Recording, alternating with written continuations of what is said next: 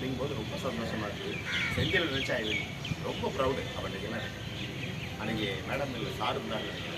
அது மாதிரி பார்த்தீங்கன்னா அந்த ஒர்க்கை பார்த்துட்டு அவ்வளோ அப்ரிஷியேட் பண்ணுறாங்க. அது மாதிரி நம்ம ஒர்க் பண்ணுறதுக்கு நம்ம கான்ட்ராக்டர்கள் எல்லாருமே நல்லவங்க தான் சொல்கிறது.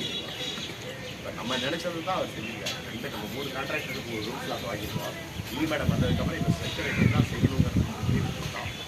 அப்படி தான் வேலையை வாங்கியிருக்கோம். ரூல்ஸ் லாஸ் அப்படி தானே போட்டிருக்கோம்.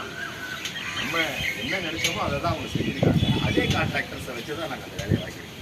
ஸோ நீங்கள் எப்படி இன்ஸ்ட்ரக்ஷன் கொடுக்குறீங்களோ, நீங்கள் எப்படி அவங்கள்ட்ட வேலையை எக்ஸ்ட்ராக்ட் பண்ண நினைக்கிறீங்களோ அதை கரெக்டாக இம்ப்ளிமெண்ட் பண்ணிங்கன்னா கரெக்டாக வந்து தான் விஷயம் செய்யுங்க. அதனால் கேரியரில் நல்லபடியாக நீங்கள் பண்ணிங்கன்னா இன்ஜினியர்ஸ் சக்ஸஸ் ஆல்ரெடி. அடுத்தது அந்த இன்ஜினியர்ஸுக்கு சப்போர்ட் பண்ணுற அமைச்சு பணியாளர்கள், அமைச்சு அலுவலர்கள், ஆட்சி அலுவலர்கள், தென் செடி மேடம் முதல்ல வந்தோடனே நான் சொல்லிடுறேன். முதல்ல வந்து நேராக மூலவரத்தை உள்ளே போகிறதுக்கு முன்னாடி ஒரு பிள்ளையாருக்கு வணக்கம் போகிறது. அதனால் அவங்கள பார்த்துட்டு என் பிஏவை பார்த்துட்டு அப்படி பார்த்துட்டு தான் அப்படி நம்ம போகிறது. அது மாதிரி அவங்க வந்து முக்கியமான டிபார்ட்மெண்ட்டு டிபி ட்ராயிங் பிளான்ஸ். தென் மீதி இருக்கிற நம்ம எல்லாம் சப்போர்ட் பண்ணுற எஸ்டாப்ளிஷ்மெண்ட்டாக ஆகட்டும், இது எல்லா அக்கௌண்ட்ஸ் பிரான்ச் ஆகட்டும், எல்லாருமே நம்மளோட ஒன்றா ஒர்க் பண்ணவங்க தான், ஒன்றா இருக்கிறவங்க தான். அவங்களுடைய சப்போர்ட்டிங் தேவைங்க. அதனால் அவங்ககிட்ட இங்கே கார்டியல் இன்ஜினியர்ஸ் வந்து ஒரு கார்டியல் ரிலேஷன்ஷிப் வச்சுருக்காங்க. இப்போ தான் வந்து இதை நாங்கள் எல்லாருமே சேர்ந்து இந்த வேலைகளை பார்க்குறோம். ஏன்னா ஒரு காலத்தில் பார்த்தீங்கன்னா இவங்களுக்கும் அவங்களுக்கும் இன்ஜினியர்ஸ் சொன்னால் அவங்க செய்கிறதுல, அவங்க சொன்னால் இவங்க செய்கிறதுல 2 பேருக்கு பயங்கர பிரச்சனை இருக்கிற ஆஃபீஸர்ஸ் வர்றது. ஆஃபீஸர்ஸை போட்டு சரி பண்ணி பார்க்க சரி கொண்டு போங்க. கிராண்டை கேட்டிங்கன்னா கிராண்டு தெரியாது, பேப்பர் கேட்டிங்கன்னா எங்கள் ஒரு பில்லே போட முடியாது. வேலையெல்லாம் பல பிரச்சனைகள் இருக்கும் அவங்களுக்கு மனசில்.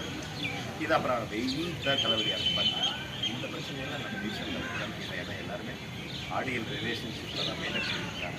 எல்லா காடியும் அந்த ஆஃபீஸர்ஸ் அட்மினிஸ்ட்ரேட்டிவ் ஆஃபீஸர் நம்ம மேடம் வந்து சிறப்பாக தான் இருக்காங்க.